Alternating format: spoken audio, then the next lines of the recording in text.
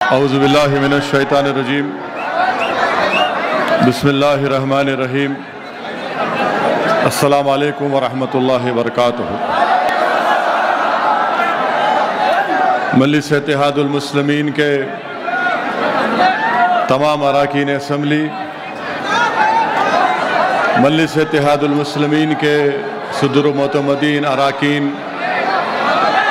मोअज़्ज़िज़ हाज़रीन इकराम, बुज़ुर्गान मिल्लत, मेरे नौजवान साथियों, मेरी इज़्ज़तदार और माँ और बहनों, मैं आप तमाम का दिल की गहराइयों से शुक्रिया अदा करता हूँ कि आज आपने मजलिस इत्तेहादुल मुस्लिमीन की ऐलान के बाद आप तमाम ने कौमी यकजहती इस तिरंगा रैली को आपने लाखों की तादाद में शिरकत करके इसको कामयाब किया। मैं आपका बेहद शुक्रिया अदा करता हूँ। मेरे अजीज़ दोस्तों और बुज़ुर्गों, हम तमाम अपनी मुल्क की और सरज़मीन दखन की तारीख़ से वाकिफ़ हैं। 17 सितंबर को ऑपरेशन पोलो हुआ, जिसको पोलिस एक्शन भी कहा जाता है, और उसके बाद सरज़मीन दखन पर निज़ाम दखन की हुकूमत का ख़ात्मा हुआ और अल्हम्दुलिल्लाह हैदराबाद और पूरी रियासत हैदराबाद हमारे वतन अजीज़ भारत का हिस्सा बन गई। मेरे अजीज़ दोस्तों और बुज़ुर्गों, मजलिस ने यह ऐलान किया कि हम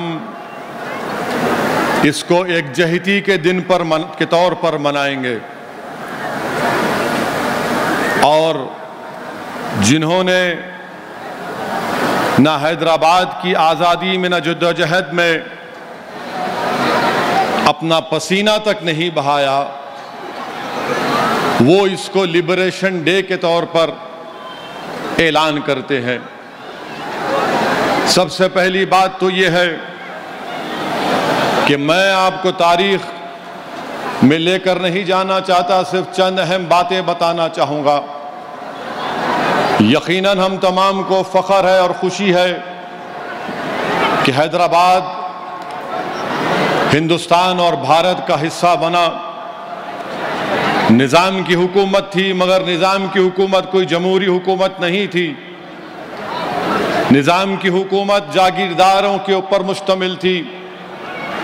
निज़ाम की हुकूमत में चंद मुट्ठी भर दौलतमंद जागीरदार थे, जिनके पास हज़ारों लाखों एकड़ ज़मीन थी।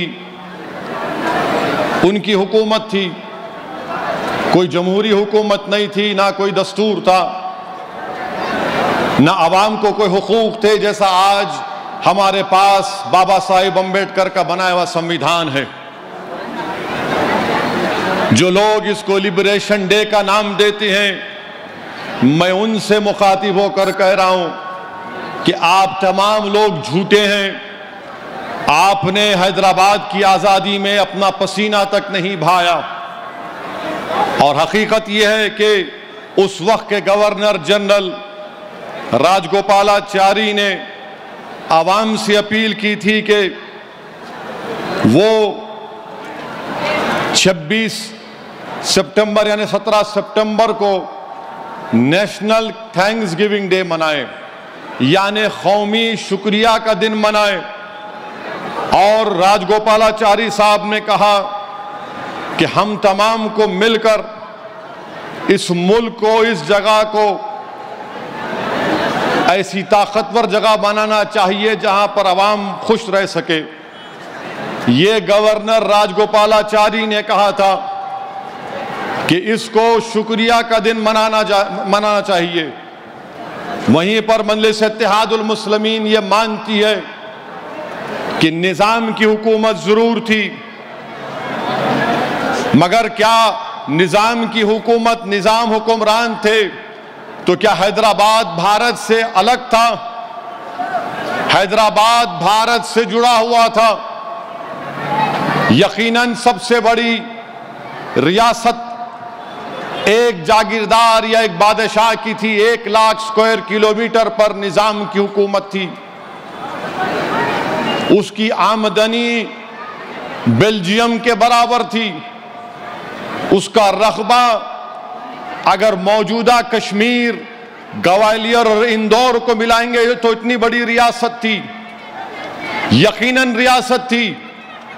हम तारीख को नहीं बदल सकते, मगर हम हमारे मुखालिफिन को बताना चाह रहे हैं जो गोडसे के पुजारी हैं, याद रखो भारत जब हैदराबाद भारत का हिस्सा बना तो हर हैदराबाद की आवाम के दिल में खुशी थी। यकीनन निजाम की हुकूमत थी। 1 करोड़ 60 लाख की आबादी थी, जिसमें 90% हमारे हिंदू भाई थे और 10% मुसलमान थे। मगर यह बोल देना कि 10% खुश नहीं थे क्योंकि हैदराबाद भारत का हिस्सा बना, इससे बढ़कर झूठ कोई और नहीं हो सकता। मैं आज इस जलसे में खड़े होकर इस बात को साफ और वाज़ेह तौर पर कह रहा हूं कि ये जो मजलिस इत्तेहादुल मुस्लिमीन है, हमारी लड़ाई सियासी है और सियासी रहेगी। हमको उस वक्त भी अटूट भरोसा था भारत के आईन पर, संविधान पर, और आज भी है और कल भी रहेगा। जिन लोगों के दिलों में इस तरह की बातें पैदा होती हैं, मैं इनके ताल्लुक से सिर्फ इतना ही कहूंगा कि आप जाकर अपने दिमाग का इलाज करा लो।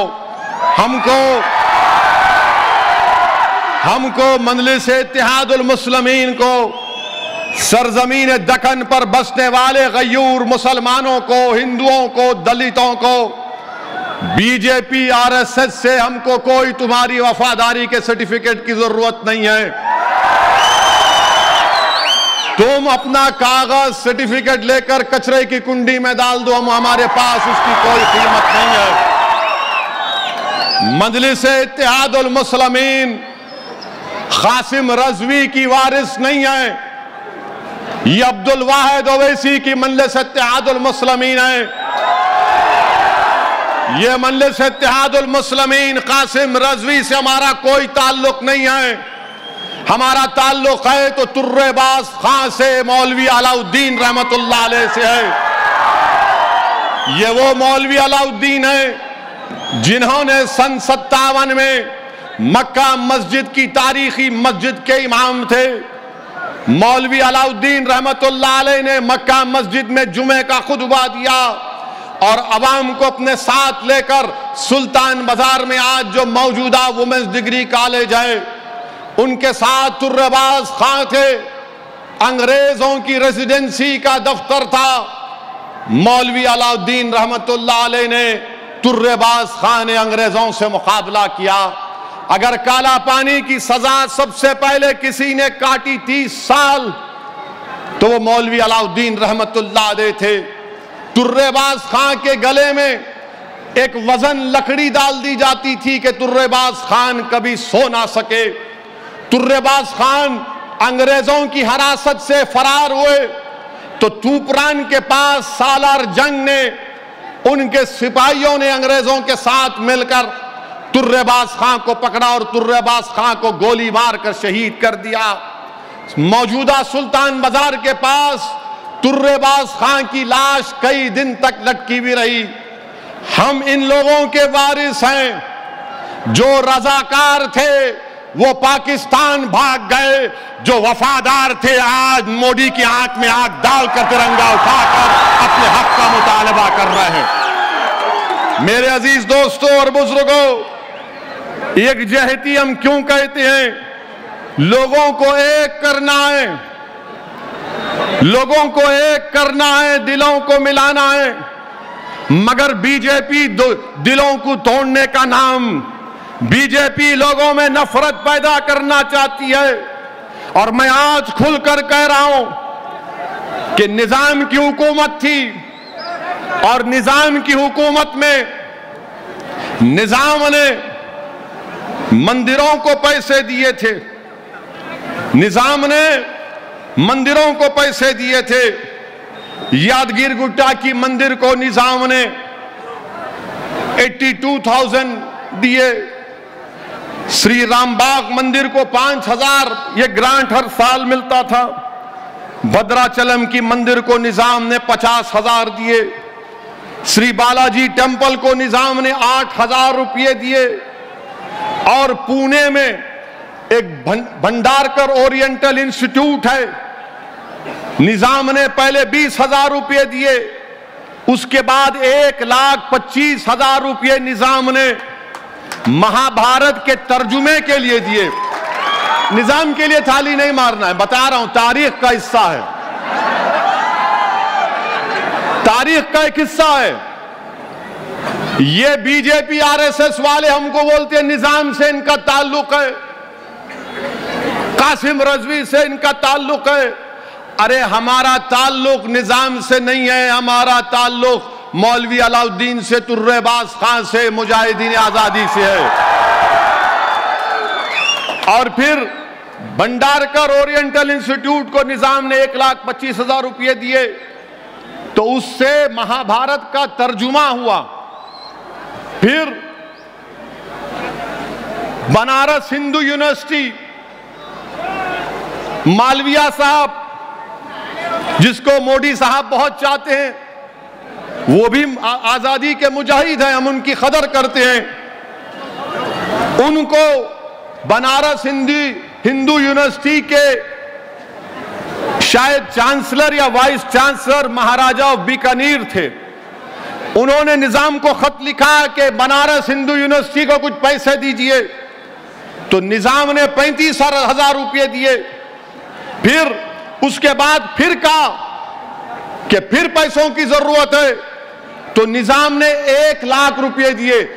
वो 1,00,000 आज के दौर में 5 करोड़ के बराबर है, बल्कि 7 करोड़ के बराबर है। सर सैयद अहमद आए थे हैदराबाद को, निजाम ने उनको दिए और कहा कि हर साल मैं तुमको इतने पैसे दूंगा।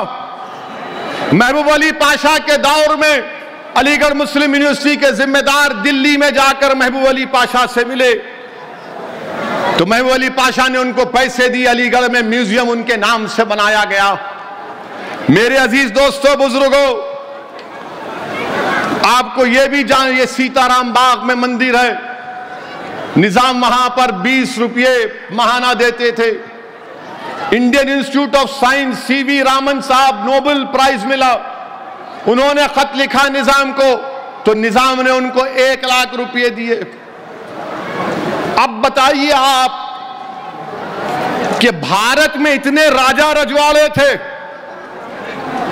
जो आज भाजपा में हैं, बताओ तुमने क्या दिया? तुम भी जागीरदार थे, वहां जमहूरियत नहीं थी, राजा थे, तुमने कौन सा काम किया? बताओ बताओ, तुम्हारे पास बताने के लिए कुछ है क्या? ग्वालियर के जो महाराजा, जो राजाओं का खानदान है, झांसी की रानी के खिलाफ बगावत में हिस्सा लिए। बोलो, नरेंद्र मोदी, अमित शाह बोलेंगे, ग्वालियर की तारीख बयान करेंगे। कल अमित शाह आएंगे तो बोलेंगे निजाम, मंजलिस। फिर कल बोलेंगे चीखा मार मार के, कासिम रजवी, मंजलिस। तो बोलो, ग्वालियर के राजाओं ने झांसी की रानी से बगावत की थी या नहीं की थी? बताओ। आप नहीं बोलेंगे। उस्मानिया यूनिवर्सिटी निजाम ने बनाई, तो जब निजाम ने उस्मानिया यूनिवर्सिटी बनाई, तो उस उस्मानिया यूनिवर्सिटी में आप देखेंगे उस्मानिया यूनिवर्सिटी का एम्बलम ऐन है, उसके ऊपर क्या लिखा निजाम ने? हिंदी में निजाम ने लिखा, तमोसोमा ज्योतिर्गमय, यानी आप जो उपनिषद को जानते हैं वो मुझसे अच्छी तरह उसको बयान तलफ्फुज में बोल सकेंगे। उसके माने यह है कि हमको अंधेरे से निकालकर रोशनी में लेकर आ। ये उपनिषद की एक उसमें से लिखा, निजाम ने लिखा जब लोगो बनाया गया था उस्मान यूनिवर्सिटी का। फिर हिंदी में, तेलुगु में निजाम ने लिखा कि विश्वविद्यालय, फिर अंग्रेजी में उस्मान यूनिवर्सिटी। ये उस्मान यूनिवर्सिटी में उर्दू पढ़ाई जाती थी मगर अंग्रेजी कंपलसरी पढ़ना पड़ता था। आपको मालूम दुनिया में सबसे पहले अंग्रेजी की कुरान किसने छापी? पिकथाल ने। और उसका पैसा कौन दिए? निजाम दिए थे। मैं निजाम की तारीफ में नहीं बोल रहा हूं मगर तारीख को बयान कर रहा हूं। कोई बोलेगा कि मुझे मुगल पसंद नहीं है, ठीक है तुमको पसंद नहीं है मगर तुम ताजमहल जाके देखते नहीं देखते? बीजेपी को मुगलों से नफरत है मगर लाल किले पर मोदी झंडा लहराते हैं। बीजेपी को निजाम से नफरत है मगर बरसों गंडी पेट हिमायत सागर का पानी हम तमाम पिए। बीजेपी को निजाम से नफरत है मगर उस्मानिया में दिमाग का इलाज भी करवाए। यह तारीख का हिस्सा है, इसको मैं नहीं बदल सकता। मैं आजाद हिंदुस्तान में पैदा हुआ, आप तमाम आजाद हिंदुस्तान में पैदा हुए, मगर बीजेपी इस तरह उसको तोड़ मोड़ कर पेश करती है कि ऐसा हुआ था, ये हुआ था। अच्छा, 1908 में हैदराबाद में सैलाब आया था, सैलाब। अगर आप सिद्धियंबर बाजार जाएंगे ना कभी, मालूम सिद्धियंबर बाजार कहां पर है? तो वहां एक मस्जिद है, मस्जिद के ऊपर एक निशान है, देखो आप, वो बोलेंगे यहां तक पानी आ गया था। सिद्धियंबर बाजार में मस्जिद है, जाकर देखो आप। तो उसके बाद महबूब अली पाशा को हमारे ब्राह्मण भाइयों ने कहा कि महबूब अली पाशा आप मूसा नदी में उतरिए और जो हमारे आलाजाद के हिंदू भाई जो जनेऊ पहनते हो, कहिए वो तागा पहनकर आप नदी में कुछ वो उसको पेश करिए। महबूब अली पाशा वो भी किए। बोलो अमित शाह, ये भी तो बोलो कला पा रहे हैं, इसके ऊपर नहीं बोलेंगे। उसके बाद अजंता के, एलोरा अजंता मालूम?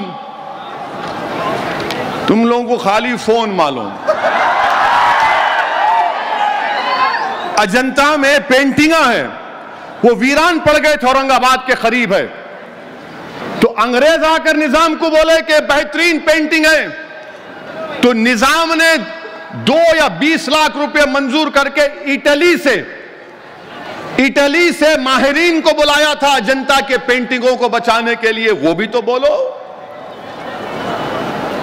जो गलती किए तो गलत है, जो काम किए तो काम कहे, बोलो।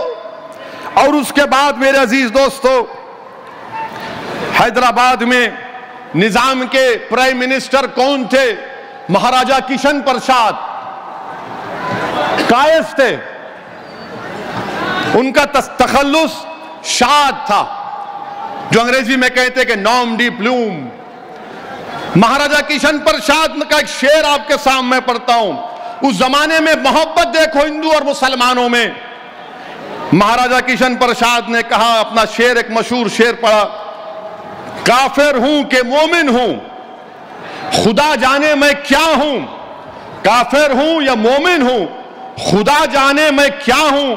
मैं बंदा हूं उनका जो है सुल्तान मदीना। ये राजा किशन प्रसाद ने लिखा था। बोलो वाजपेयी, ये भी तो बोलो। नहीं बोलेंगे। नहीं, सिर्फ कासिम रजवी, इत्तेहादुल मुस्लिमीन, निजाम। अरे ये तारीख तुमको नहीं मालूम हैदराबाद की, तुमको तारीख बोलना पड़ेगा। अच्छा, आपको मालूम है खुर्शीद जाकी ड्योड़ी अपने ओल्ड सिटी में है, क्रिकेट मैच खेले होंगे वहां पर आप लोग। वहां पर खुर्शीद जाही फैमिली वाले नाग पंचमी त्योहार को बड़ी जोशो खरोश से मनाते थे। नाग पंचमी त्योहार हिंदू भाइयों का है। मालवाला पैलेस में जब 11 रबीउल अव्वल आती तो उसको चरागों से रोशन करते किशन प्रसाद। ये मोहब्बत थी। और फिर उसके बाद मेरे अजीज दोस्तों और बुजुर्गों, आप ये भी जानते हैं कि 1911 में निजाम ने फांसी की सजा खत्म कर दी। 1911 में कैपिटल पनिशमेंट नहीं था। निजाम कॉलेज किसने बनाया? इमदादुल मुल्क ने। उसके प्रिंसिपल कौन थे? उसके प्रिंसिपल थे डॉक्टर अघोरानाथ चट्टोपाध्याय। ये कौन थे? सरोजनी नायडू के वालिद थे। सरोजनी नायडू हैदराबाद की अजीम मुजाहिद आजादी थी। लंदन को पढ़ने के लिए गई तो निजाम ने फरमान जारी किया कि लो स्कॉलरशिप लो। निजाम ने अंबेडकर से कहा था कि आप आकर यहां के जज बनो। बास जगह लिखा गया कि निजाम ने अंबेडकर के इंस्टीट्यूट को जमीन भी दी। वो देखना पड़ेगा, शायद जो लोग जो जानते हैं वो बता सकेंगे। मेरे अजीज दोस्तों और बुजुर्गों, ये हकीकत है। ये तारीख को कोई नहीं बदल सकता, कोई नहीं बदल सकता तारीख को। मगर जो तारीख में हुआ कि भारत का हिस्सा हैदराबाद बना, तो याद रखो हैदराबाद के बगैर भारत अधूरा है और हैदराबाद भारत के बगैर अधूरा है। ये चीज समझने की जरूरत है। अब हम कब मुखालिफ थे? नहीं, जब 17 सितंबर ने मंजलिस बोलती नहीं मनाना, हम नहीं मनाना। अरे तुम थे कहां बाबा? तुम तो चूहे की बिल में छुपे हुए थे, सांप की बिल में छुपे हुए थे। हम जब भी थे, आज भी और कल भी रहेंगे। सन 57 की जंग आजादी में आरएसएस नहीं थी, बीजेपी नहीं थी। 47 में मुल्क आजाद हुआ, कुछ भी नहीं। 48 में पुलिस एक्शन हुआ, कुछ भी नहीं। मगर अब इन्हों बांकड़े पहलान आके नहीं, मैं वफादार, मैं वफादार। देख लिए एक झलक आज की। आप लोग थके? मजा आया? सुन लो। अच्छा, एक सवाल का जवाब दो। क्या आप तमाम लोग खुश नहीं हैं कि हैदराबाद भारत का हिस्सा बना? आइए जोर से बोलो, बहरे हैं हम लोग। और जोर से नारा लगा के बोलो, भारत भारत। शायद पहुंच गए होंगी दीवानों भारों को। कुछ सुनाई नहीं देता उन लोगों को। खाली व्हाट्सएप यूनिवर्सिटी के माहिर है, जो आ गया व्हाट्सएप में पढ़ लेते। मेरे अजीज दोस्तों और बुजुर्गों, हम क्या बोलते हैं कि जब तारीख है, तारीख में यह भी हुआ, तारीख में यह भी हुआ। कितने बजे अज़ान है? 5 बजे से पहले खत्म करेंगे। तारीख में यह भी हुआ कि जब मुल्क आजाद हो गया तो निजाम ने बहुत बड़ी गलती की। 7वें निजाम ने गलती की, बल्कि मैं तो कहूंगा कि 7वें निजाम ने हिमाकत की।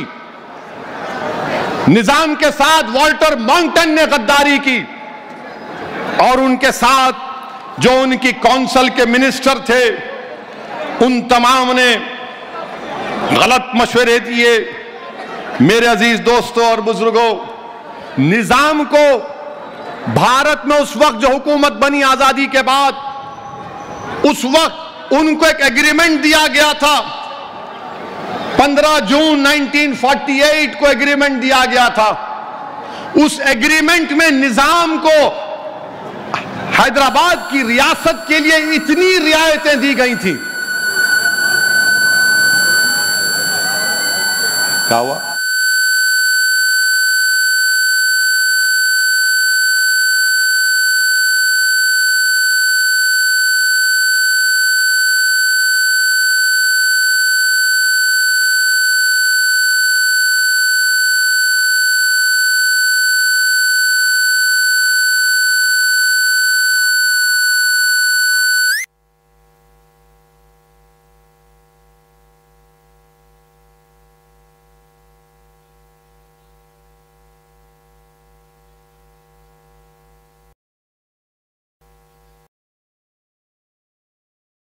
जून 1948 को जो फाइनल ड्राफ्ट एग्रीमेंट दिया गया था, निजाम पीछे हट गए उससे।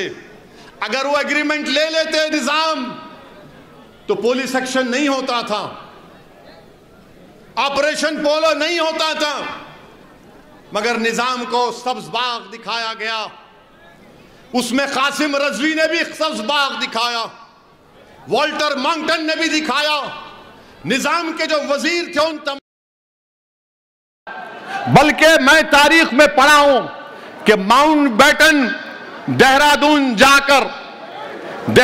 जाकर उस वक्त के डिप्टी प्राइम मिनिस्टर मुलाकात करके ड्राफ्ट बताए और कहा कि इसको कबूल कर लो।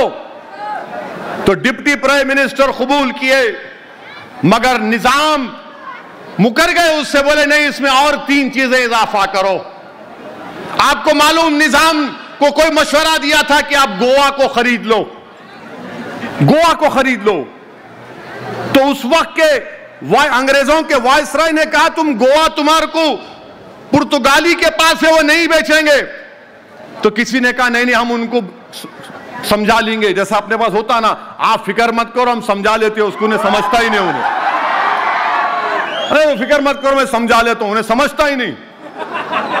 तो पुर्तगाली, तो उस वक्त के वायसराय ने एक कागज पर उतार कर बताया ये हैदराबाद रियासत है और यहां गोवा है, इतने बीच में आपको भारत के इलाके से जाना पड़ेगा, आपको कहां परमिशन मिलेगा। इस तरह की बातें होती थी कि गोवा खरीद लेंगे। और आपको मालूम हैदराबाद में पुलिस एक्शन का जिम्मेदार बहुत से लोग हैं, जिसमें जिन्ना भी शामिल है, मोहम्मद अली जिन्ना। मोहम्मद अली जिन्ना ने, बल्कि मोहम्मद अली जिन्ना को 1 नवंबर 1947 को माउंटबेटन लाहौर गए और जाकर उनसे कहा कि जिन्ना हैदराबाद, कश्मीर और जूनागढ़ में प्लेबिसाइट करा देंगे। तो जिन्ना ने इनकार किया कि हैदराबाद, जूनागढ़, कश्मीर में प्लेबिसाइट कराएंगे। जिन्ना ने इनकार कर दिया। जिन्ना ने कहा कि मैं मंजूर नहीं करता हूं, जबकि जिन्ना भोपाल के नवाब से कह दिए थे कि मैं आपकी मदद नहीं कर सकता। जब 4 अगस्त 47 को जिन्ना दिल्ली से पाकिस्तान अब जा रहे थे, तो हैदराबाद की निजाम की काउंसिल ऑफ मिनिस्टर्स ने जाकर जिन्ना से मिला। तो जिन्ना ने क्या कहा मालूम उनको? उस्मान अली खान से कह दो कि वो शहीद हो जाएं, मर जाएं। इस तरह की बात जिन्ना ने निजाम के ताल्लुक से कहा। निजाम के तक कहा कि आप निजाम से बोल दो कि अगर बंदूक में गोलियां नहीं है, जरूरत नहीं है, टैंक में पेट्रोल नहीं है, कोई जरूरत नहीं है, निजाम को बोलो शहीद हो जाओ। 1 करोड़ 60 लाख, 1 लाख रकबा मील प्रति बड़ी रियासत के ताल्लुक से जिन्ना ने यह कहा। जिन्ना ये चाहते थे कि हमेशा हैदराबाद में गवर्नर होती रहे। ये तारीख आपको बता रहा हूं ताकि आपको मालूम हो सके मेरे अजीज दोस्तों और बुजुर्गों। फिर उसके बाद क्या हुआ? 17 सितंबर को पुलिस एक्शन हुआ। और पुलिस एक्शन जब हुआ, पुलिस एक्शन में तबाही और बर्बादी, लूटम लाट, औरतों की अस्मत रेजी, बौलियां भर गई थी औरतों की लाशों से। तो पंडित नेहरू वजीर आजम थे, उन्होंने, गवर्नमेंट ऑफ इंडिया ने पंडित सुंदर लाल की एक कमेटी को भेजा कि हैदराबाद जाओ और जाकर मालूम करो कि क्या हालात हैं, क्या वाकयात हैं। तो पंडित सुंदर लाल के साथ काजी अब्दुल गफ्फार भी थे। वो हैदराबाद को आए। कब आए हैदराबाद को? हैदराबाद को आए 29 नवंबर 1948 को। 21 दिसंबर तक हैदराबाद की रियासत में रहे। 16 जिलों में से 9 जिलों में उन्हें दौरा किया। 7 डिस्ट्रिक्ट हेडक्वार्टर पर गए, 21 शहर में गए, 23 गांव में गए और रिपोर्ट बनाकर पंडित सुंदर लाल ने लिख कर दिया नेहरू को, मरकजी हुकूमत को, कि हैदराबाद में 40,000 लोगों का कत्लेआम हुआ। 40,000, 40,000 लोगों का कत्लेआम हुआ। हम यही बोलते हैं कि आप उस रिपोर्ट को बताओ, मान लो उसको। ये मेरी रिपोर्ट नहीं थी, ये निजाम की भी रिपोर्ट नहीं थी, ये तो नेहरू ने पंडित सुंदरलाल को भिजाया था और उस रिपोर्ट में लिखा गया था कि बौलियां भर गई थी। एक बौली से तो बच्चे, जब लाशें निकाली गई तो बुरखे में एक औरत है और उसके सीने से लगा हुआ उसके बेटे की लाश भी निकली। ये तारीख है, इसको कोई डिनाई नहीं कर सकता।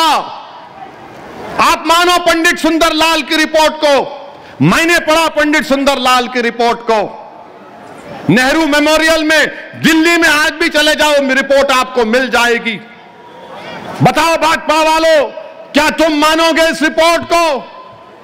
यह रिपोर्ट है, जैसे उस वक्त हैदराबाद में ये तमाम मुखालिफिन बोलिए नहीं नहीं ये रिपोर्ट गलत है। हैदराबाद में कोई बाहर का आदमी नहीं आ सकता था क्योंकि मिलिट्री थी। कैसे अंदर आ गए पंडित सुंदरलाल? उनको स्पेशल परमिशन मिला। मिलिट्री के जनरल जे.एन. चौधरी थे, चौधरी साहब थे, उन्होंने उनके साथ दौरा किया। वो रिपोर्ट है आज भी, मगर तुम नौजवान पढ़ते नहीं हो। जब से ये सेल फोन आया, लाइब्रेरियां और किताबें वीरान पड़ चुकी हैं। तुमको सिर्फ सेल फोन पे टिकटॉक से, इंस्टाग्राम से मोहब्बत है नौजवानों, तुमको तारीख पढ़ने से मोहब्बत नहीं है। तारीख पढ़ो नौजवानों, मुस्तकबिल तुम्हारा रहने वाला है। पंडित सुंदरलाल की रिपोर्ट में ये सब बातें लिखी गई। अच्छा, फिर ये बोलते नहीं रिपोर्ट झूठ है, रिपोर्ट सच है। और रिपोर्ट की सच्चाई की एक बात आपके सामने पढ़ के सुनाता हूं, सुन लो आप। किसने कहा था ये देख लो आप। नेहरू ने, मैं अंग्रेजी में पढ़ रहा हूं, नेहरू ने चौधरी को 27 दिसंबर 1948 को लिखा। अब जिसको अंग्रेजी आती जरा समझ जाइए, मैं मुख्तसर से तर्जुमा कर दूंगा। नेहरू ने लिखा कि Hyderabad is a big and ticklish problem by itself. It becomes even more important from it are all India implications and even some international implications. It has become the touchstone of our treatment of the minorities, more especially the Muslims. Whatever the facts might be, there can be no doubt that Muslims not only in Hyderabad but outside believe that the Hindus of Hyderabad, or some of them, have behaved very badly towards the Muslims after the surrender. The Muslims of Hyderabad are completely down and out. To some extent, this is inevitable because they suddenly lost the dominating position they had. They cannot get back, but it is highly desirable from the larger point of view to treat them as generously as possible and to make them feel that they have a definite place in the scheme of things. The solution of our minority problem largely depends upon the issue in Hyderabad. फिर नेहरू आगे लिखते हैं, for various reasons Hyderabad has had a particular place in the Middle Eastern countries. This was partly due to certain benefaction that the Nizam's government used to give. For this and other reasons, these Middle Eastern countries took a great deal of interest in Hyderabad. Even other countries in Europe and in America have taken a keen interest. We function thus in Hyderabad on the world stage, and the whole question of our treatment of minorities is the issue. Pakistan, of course, will make the most of anything it can get hold of against us. फिर आगे नेहरू ने लिखा, a very large number of Muslims in Hyderabad depended on government employment. If they find that this is close to them, they will despair and probably take to communist methods. फिर नेहरू आगे लिखते हैं, अब ये बड़ा इंपॉर्टेंट है और मैं उम्मीद करता हूं कि अमित शाह और नरेंद्र मोदी तक ये बात पहुंचेगी कि नेहरू ने क्या कहा। नेहरू ने कहा कि my own impression is that much of the trouble in Hyderabad on the part of Hindus was due to the Arya Samaj elements as well as certain RSS elements. The Arya Samaj in Hyderabad has been for many past years a very troublesome body and has done a lot of mischief. The Hindu Mahasabha also, as usually functioning from Maharashtra, has done the same in past years and added to the political and communal difficulties. These elements will no doubt try their best in the present circumstances to carry on their old ways, but with added vigor. This should be watched carefully.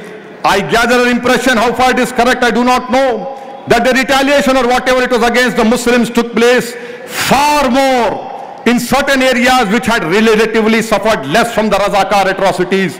If this is true, this leads me to think that the special elements from inside Hyderabad or outside were largely responsible for the misdeeds. ये कहां पे बोला नेहरू ने? SWJN volume 9 page number 275 276, ये नेहरू ने कहा। ये बोलते, अच्छा फिर ये सबके सब बोलते हैं कि मुसलमान पुलिस सेक्शन से पहले मुसलमानों में रजाकारों ने भी हिंदुओं पर जुल्म किया और हिंदू भाइयों की तरफ से भी मुसलमानों पर जुल्म हुआ। ये कोई इनकार नहीं कर सकता, ये तारीख का हिस्सा है। पंडित सुंदरलाल की रिपोर्ट से कह रहा हूं मैं, अगर बयान करूंगा, पंडित सुंदरलाल की रिपोर्ट पढ़ूंगा, तो तुम यहां से रोते हुए नहीं जाओगे, हिचकियां लेकर जाओगे अपने घरों को। अगर मैं पंडित सुंदरलाल की रिपोर्ट के 2 पैराग्राफ पढ़ूंगा तो पूरा मजमा हिचकियां लेकर अपने घरों को जाएगा। मगर मैं तुमको रुलाना नहीं चाहता, क्योंकि मैं तुमको उम्मीद देना चाह रहा हूं कि हैदराबाद भारत का हिस्सा बना, वो हमारे लिए फख्र का और हमारे लिए खुशी की मिसाल है। हम उस खुशी को बरकरार रखेंगे। इसीलिए हम कहते हैं कि पंडित सुंदरलाल की रिपोर्ट को पढ़ो। और पंडित सुंदरलाल की रिपोर्ट ने यह भी कहा कि हिंदुओं ने मुसलमानों को बचाया, हिंदुओं ने मुसलमानों को बचाया, अपने गांवों में घरों में भी रखा। मेरे अजीज दोस्तों और बुजुर्गों, वो मिसाल हमको पेश करना है। और यह भी मालूम हुआ कि शोलापुर में दलितों की जमीन थी। दुर्रा लोगों ने दलितों की जमीन छीन ली, उन पर जुल्म किया। बताओ कौन थे वो लोग? वो दुर्रा लोग कौन थे? बोलो मेरे को। आपको मालूम मेरे अजीज दोस्तों और बुजुर्गों, उस जमाने में बल्कि जब एक तारीखी चीज मैं भूल गया, आपको बताऊंगा, जब निजाम हुकूमत हिंद से बात कर रहे थे तो जमात इस्लामी के बानी मौलाना अबुल आला मौदूदी ने एक खत लिखा कासिम रजवी को। 25 दिसंबर 1947 को मौलाना अबुल आला मौदूदी ने पाकिस्तान से खत लिखा कासिम रजवी को और कहा कि अगर मिलिट्री कन्फ्रंटेशन होगा कासिम रजवी, तो सबसे ज्यादा नुकसान मुसलमानों का होगा। मौलाना मौदूदी ने अपने खत में लिखा कि एग्रीमेंट करो, हुकूक हासिल करो मुसलमानों के लिए, तालीमी समाजी उनके तहफ्फुज के लिए एग्रीमेंट करो। मगर कासिम रजवी तैयार नहीं थे। कासिम रजवी को एक जुनून चढ़ चुका था। कासिम रजवी ने तकरीर करके कहा कि मैं दिल्ली के लाल किले पर सल्तने आसिफ जाही का झंडा लहराऊंगा। ये कोई बात है? कोई अज़ान हो रही, एक अज़ान के लिए रुकते हैं, फिर तकरीर करूंगा।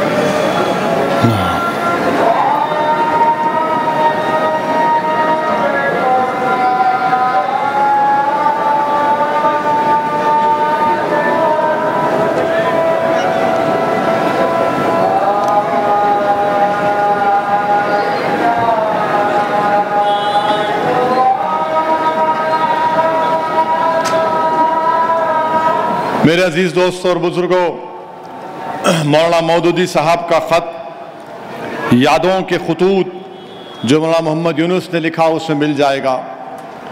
फिर पुलिस एक्शन के बाद उस वक्त के जमीयतुल उलमा के सदर मौलाना हमीदुद्दीन साहब नेहरू को खत लिखे जिसमें उन्होंने कहा कि 50,000 लोग बेघर हो चुके हैं, 1 लाख लोगों को नौकरी से निकाल दिया गया है, जिससे बड़ी तादाद मुस्लिम अक़लियत की थी। ये तारीख में है, इसको कोई डिनाई नहीं कर सकता। हम यही कह रहे हैं कि पंडित सुंदर लाल की रिपोर्ट को मानो। हम मानते हैं कि जुल्म हुआ, हिंदुओं पर भी हुआ, मुसलमानों पर भी हुआ, मगर जख्मों को किरोदने का काम नहीं करना है, जख्मों को हमेशा के लिए बंद कर देने का है। और एक बात याद रखिए कि अगर हम इसी तरह अगर भाजपा नफरत को फैलाती रहेगी बीजेपी, तो फिर नफरत से नफरत बढ़ेगी और फिर मोहब्बत का खात्मा हो जाएगा। हम उम्मीद करते हैं कि बीजेपी बरसर इख्तिदार जमात है, वो नफरत को नहीं फैलाएगी, बल्कि पुलिस एक्शन में निजलिंगप्पा की एक किताब है, 17 लाख रुपए बैंक से कौन लूटे थे। 17 लाख रुपए बैंक से लूट लेके बड़े बड़े एक पार्टी के लीडर एक दूसरे में लड़ लिए। वो हैदराबाद में बोलते ना, चोरा चोरा गांव मिलके बांट के खा लिए। 17 लाख रुपए लूटे। किताब पढ़ो निजलिंगप्पा की। और जो लोग उस वक्त कहते थे कि हैदराबाद हमारे पेट में अल्सर है, आज बीजेपी कहती है कि हैदराबाद हमारे पेट में अल्सर है। याद रखो, ये अल्सर नहीं है, ये जड़ी बूटी है। पूरे बीमारियों का इलाज हमारे पास है। हमारे पास पूरे बीमारियों का इलाज है। बहुत आए थे ना पुराने शहर को, सर्जिकल स्ट्राइक करेंगे, सर्जिकल स्ट्राइक करेंगे, मट्ठी कुछ भी नहीं हुआ। अमित शाह आए, योगी आए, बाबा आए, कौन कौन आए, मगर मेरे अजीज दोस्तों और बुजुर्गों, मैं आपको मुबारकबाद देता हूं कि आप लोगों ने, हमने मिलकर मुत्तहिद रहे। इत्तेहाद की ताकत और क़ुव्वत के बलबूते पर हमने उसको जो रसूल अल्लाह सल्लल्लाहु अलैहि वसल्लम की शान में गुस्ताखी की करने की कोशिश किया, वो अल्हम्दुलिल्लाह अब जेल का राजा बन के बैठा है। यह आपका इत्तेहाद था, यह आपका इत्तेहाद था। यह हमने हैदराबाद की फिजाओं को पुरअमन रखा और हैदराबाद की फिजाओं में हमने फसाद, जो लोग बर्पा करना चाहते थे बीजेपी वाले, उनको फसाद करने नहीं दिया। मेरे अजीज दोस्तों और बुजुर्गों, जम्मू में मुसलमानों का कत्लेआम हुआ। जम्मू में मुसलमानों का कत्लेआम हुआ। लाखों की तादाद में मुसलमान जम्मू में मरे, उसका भी इकरार नहीं होता।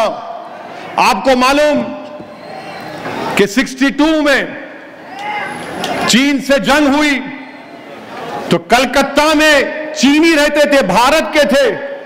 हजारों की तादाद में उन चीनियों को जो भारत के थे, राजस्थान ले जाकर जेल में डाल दिया गया उनको, उसका भी इकरार नहीं होता। तो हम ये बोलना चाह रहे हैं आप लोगों को जो हुकूमत कर रहे हैं, जम्मू के मुसलमानों के कत्लेआम को मानो। आप, जम्मू के राजा ने जम्मू के मुसलमानों का कत्लेआम किया था। और अगर तुमको यकीन नहीं है असदुद्दीन अवैसी की बात का, तो सुनो ये किसने कहा था और कब कहा था। ये क्या कहा था कि महात्मा गांधी ने 27 नवंबर 1947 को गांधी ने कहा था, क्या कहा था गांधी ने? Gandhi referred to the considerable excesses by the Hindus in Jammu. This has not been fully reported in the newspapers. M.K. Gandhi, 1984, page 115. On 25th December 1947, Gandhi held Maharaja Hari Singh responsible और आज नरेंद्र मोदी की सरकार उस राजा की खुशी में छुट्टी का ऐलान करती है। उस राजा की खुशी में बताओ तुम कैसे गांधी के चाहने वाले हो कि गांधी ने कहा, Gandhi held Maharaja Hari Singh responsible, he elaborated a large number of Muslims have been killed there and Muslims women, और गांधी ने कहा मुस्लिम खवातीन के बारे में have been dishonored. The Maharaja should clearly say that he is no longer the ruler. It is the Muslims of Kashmir who are the real rulers and they may, ये गांधी ने कहा था। तो जिसने जम्मू में मुसलमानों का कत्लेआम करवाया उस राजा के लिए छुट्टी का ऐलान करती है, जिसको गांधी ने कहा था कि वो जिम्मेदार है, मगर उसका कोई जिक्र नहीं होता। मेरे अजीज दोस्तों और बुजुर्गों, मेरी आप तमाम से ही गुजारिश है कि जब उदयपुर में उस कन्हैया लाल को दो पागलों ने, अहमकों ने एक जानवर की हरकत करके एक कन्हैया लाल की गर्दन काट दी, उसका कत्ल किया, तो उसके बाद टीवी मीडिया पर ये लोग बोलना शुरू कर दिए कुरान जो है इनको कत्ल करने के लिए कहता है। बोलते ना, देखा होगा, अरे ये तो कुरान बोलते हैं, इनके प्रॉफेट मोहम्मद के नौजुबिल्ला हदीसों को गलत कोट कर दिए। अब मैं आज के जलसे में अपनी बात को खत्म करने से पहले मैं एक किताब पढ़ा हूं। उस किताब का नाम है नाथूराम गोडसे की किताब। उस किताब में उसने लिखा कि मैं गांधी को क्यों कत्ल किया। गोडसे जब फांसी पर चढ़ाने के लिए लेकर जा रहे थे नाथूराम गोडसे को और आप्टे को, तो गोडसे ने अखंड भारत अमर रहे, वंदे मातरम पढ़ा और कहा, गाना गाया, नमस्ते सदा वत्सले। अब यही नमस्ते सदा वत्सले आरएसएस के लोग अपनी रोज सुबह से शुरू करते हैं। नमस्ते सदा वत्सले, तो क्या मैं भी उंगली उठाऊं? मैं भी उंगली उठाऊं तुम पर? और जब गोडसे को फांसी दी जा रही थी तो गोडसे ने अपनी मां को अब खत लिखा। खत लिखकर गोडसे ने गीता और महाभारत के वाकयात को लिखा और कहा कि गांधी के कत्ल को उसने जस्टिफाई किया। तो हर दहशतगर्द जब किसी का कत्ल करता है तो उसकी कत्ल और गारतगिरी को, दीन को, किसी मजहब के किताबों को इस्तेमाल करके जस्टिफाई करता है। तो बोलो गोडसे ने जब कहा यह सच था या गलत था? नहीं बोलेंगे। गोडसे ने जब उसको फांसी दी जा रही थी तो गोडसे के दोस्त करकरे और गोपाल उससे फांसी से एक दिन पहले आके मिले और आकर गोडसे ने उनसे कहा कि कौन सी किताब पढ़ो। बोलो टीवी चैनल वालों, बोलो, दो जालिमों ने हरकत की कन्हैया लाल से, तुमने इस्लाम पर उंगलियां उठाई। बताओ गोडसे की जब बात आती तो क्या गोडसे तुम्हारा दामाद होने वाला था या बेटा था? गोडसे की मोहब्बत में दीवाने हो जाते और तुम ये समझ रहे कि हम नहीं पढ़ते। गोडसे ने क्या क्या किया अगर मैं बयान करूंगा तो बहुत देर हो जाएगी। ये नाथूराम गोडसे जिसने एक ज़ईफ गांधी के सीने में गोलियां दाग दी आप्टे के साथ, और ये सब चीजें हैं। और गोडसे ने क्या कहा था? गोडसे ने शिमला में हाई कोर्ट में केस अपील चल रही थी। गोडसे ने 5 घंटे तकरीर की कोर्ट के सामने, और गोडसे ने क्या कहा? बार बार गोडसे हैदराबाद का नाम ले रहा था और गोडसे ने कहा कि गांधी बुज़दिल है, गांधी हिंदू मुस्लिम इत्तेहाद के लिए रोजा रखता है, गांधी को मारना जरूरी है। और गोडसे ने कहा कि अगर गांधी जिंदा रहता तो गांधी कासिम रजवी को अपना बेटा बना लेते। हम तो नहीं बोले कासिम रजवी को, गोडसे ने कहा। ये छुपा सकते आप इस बातों को? मेरे अजीज दोस्तों और बुजुर्गों, इसीलिए मैं आपसे अपील कर रहा हूं कि आप तारीख को पढ़िए और याद रखिए, फख्र से कहिए कि हमारा ताल्लुक उस पुरानी मंजलिस से नहीं है, हमारा ताल्लुक कासिम रजवी से नहीं है, हमारा ताल्लुक रजाकारों से नहीं है, ये हमारी मजलिस है जिसको हमारे बुजुर्गों ने अपने खून पसीने से ताकतवर बनाया। ये हमारी मजलिस है जो भारत के संविधान के तहत गरीब और मजलूमों के हुकूक के लिए लड़ रही है। बल्कि फख्र मिल्लत अलैहि अब्दुल वाहिद ओवैसी ने मजलिस के अहिया के बाद उसको हिंदुस्तान के दस्तूर के ताबे करके फिसल मंडे के जलसे में अब्दुल वाहिद ओवैसी ने कहा था कि मेरा काम भी यह भी होगा कि मैं हिंदू मुसलमानों में इत्तेहाद पैदा करूंगा। अब्दुल वाहिद ओवैसी की तकरीर आज भी है। मगर आज आप देखते हैं अजीज दोस्तों, हम तुर्रेबाज खान और मौलवी अलाउद्दीन, ये हमारे लिए हम इनके जानशीन हैं। ये तमाम लोग बोलते रहेंगे, मगर अल्हम्दुलिल्लाह ये एकजहती का दिन है और एकजहती के तौर पर इसको मनाना चाहिए। और हमने बता दिया कि अगर हम एक जुलूस निकालते हैं, जब रोड पर निकलते हैं, तिरंगा लेकर कोई 100-200 नहीं आते। अब ये बीजेपी वाले पकड़ आजा आजा आजा आजा आजा आजा इधर से, इधर से पकड़, इधर। अल्लाह आपको सलामत रखे। आपको कोई दिए कुछ, आप मुल्क की मोहब्बत में आए, तिरंगे की मोहब्बत में आए, बस हो गया काम। अब अमित शाह की मीटिंग में गाड़ियां भी आती है, 16 तू 16। हमको तेलंगाना को, हैदराबाद को बचाना है और हैदराबाद की तहजीब को जिंदा रखना है। हैदराबाद की तहजीब को जिंदा रखना। हैदराबाद की तहजीब में अदब, तमद्दुन में, उसमें इखलास, जबान में मिठास, भाईचारगी, हिंदू मुसलमान दलितों से मोहब्बत, ये हैदराबाद की तहजीब है मेरे दोस्तों। इस तहजीब को आपको जिंदा रखना है। अल्लाह आपके इत्तेहाद को सलामत रखे और इंशाअल्लाह ताला आप और हम मिलकर बीजेपी आरएसएस से जमहूरी तरीके से मुकाबला करेंगे। पूरों का साथ है ना मेरे भाई? जरा जोर से बोलो तो मेरे साथ नारा लगाओ, नारे तकबीर, हिंदुस्तान, भारत, भारत। अस्सलाम वालेकुम व रहमतुल्लाहि व बरकातहू।